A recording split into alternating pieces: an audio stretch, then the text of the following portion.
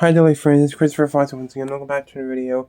This is another request assignment for Jalen. The name of this video is Claire Miller, the 14-year-old TikTok killer.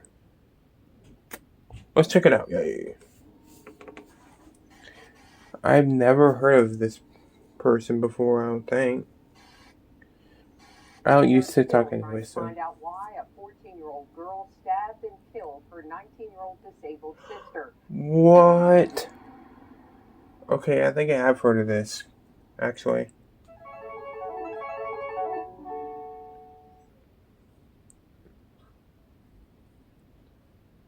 Patreon supporters. Their video, not mine.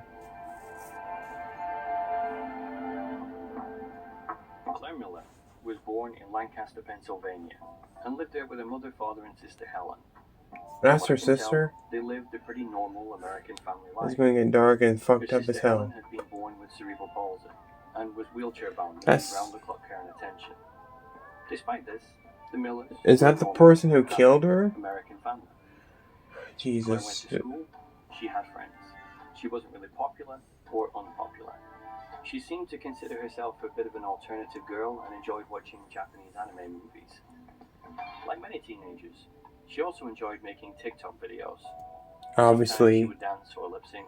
Sometimes she was like a TikToker. Of anime to her page.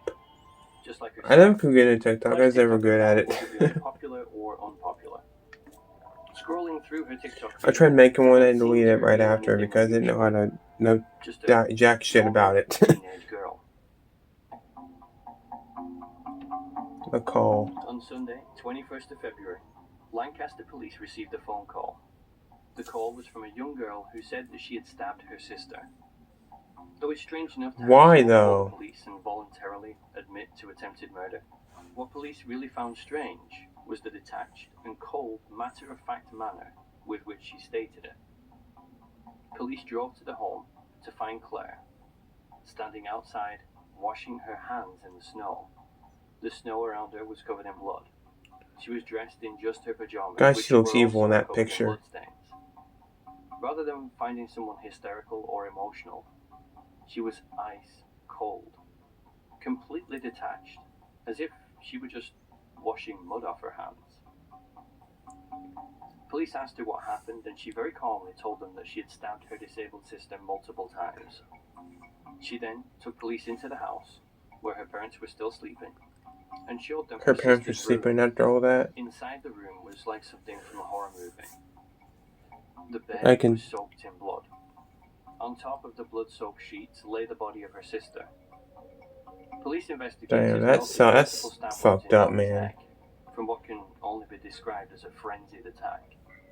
They also noticed a pillow on her face, at first believing that the pillow had been placed there by Claire because she couldn't face the horror of what she had done. But she later told them she held the pillow there to make sure she was dead. Jesus Christ, man. Continued after being arrested. While waiting to be interviewed, the police brought her a McDonald's breakfast. While eating, they brought a McDonald's. She would have killed someone sooner if she knew they would bring her McDonald's. Aside from this, officers reported that she was very quiet and not distressed in the slightest. The most animated she became was when one of the officers' phones started ringing, with his ringtone set to the popular theme tune from John Carpenter's Halloween. Oh, that's creepy. That seemed to jolt her to life, and she would chatter about her love of horror films before nonchalantly quipping, "I'm Michael Myers, my sister." Are you kidding me right now? I know this is not funny, but still. And has remained the same detached person throughout. She Michael Myers, her sister. That's fucked up, man. Why would you do that to your own? As the state of Pennsylvania treats all homicide cases as adult cases. When the preliminary hearing began, Claire and her defense attorney waived the right to preliminary. They were also petitioning to have Claire tried in the juvenile system, as opposed to the adult courts, as she was only 16 years old at the time. This would have meant that the system would only have authority over Claire until she was 21 years old, at which point she would be declared rehabilitated and released. The defense were also angling for a not guilty by reason of insanity due to multiple mental health disorders. Claire had stated during testimony that she had been heavily bullied at school, which caused a deterioration in her mental health.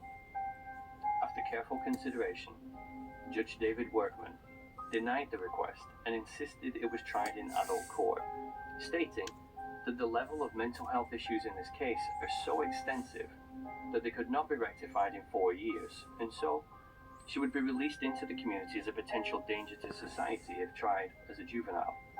Wow. For the first time in the case, Claire showed emotion. She sobbed heavily in court at the news that she would be tried as an adult, which would also be far more likely to carry a longer sentence than the 4 years she would have in juvenile court. Ironically, the insanity case that the defense and its psychologists had been creating was the thing which influenced the judge into trying the girl as an adult.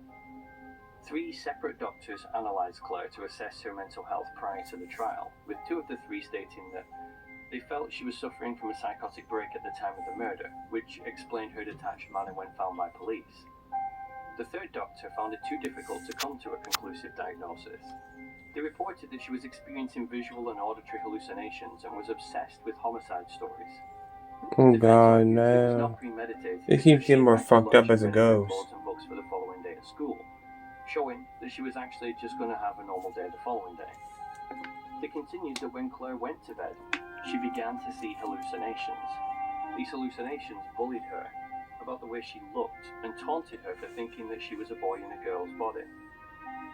Claire had been experiencing gender dysphoria for some time, and it's unknown if she had been under treatment for it. As the hallucinations continued, eventually Claire snapped, grabbed a knife, and began to stab the hallucination, when in reality, she was stabbing her sister.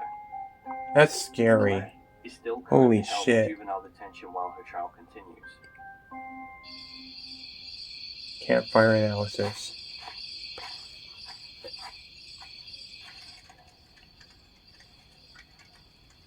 There's a lot to pick at here. I am always skeptical of NGRI defences in court cases, as are the court. They're so seldom provable with hard evidence. Though, we should really clarify that an NGRI defence really isn't just to cover someone who is insane. Despite what the name says, it's really to cover people who have no cognitive awareness of their crime at the time that it was committed. The name can be a bit misleading. On the one hand, there are strange text messages from Claire to her friend which show that she wasn't exactly in a stable mental state at the time. It's also very unusual to be so blasé about murdering someone as Claire was in both text to her friends and with the officers interviewing her later, which kind of makes it look like she was insane. There are cases, though, where actual psychopaths have just flat out admitted they did it, because in their mind they don't feel as though they've done anything wrong. Yeah, because he's a schizophrenic. In fact, JCS did an excellent video showing this. No, 1.7 miles, sir. 1.7 miles. Yes, sir. Okay. Now, so he took you to Walmart. Yes, sir. And did you both go in? No, we did not go in, sir.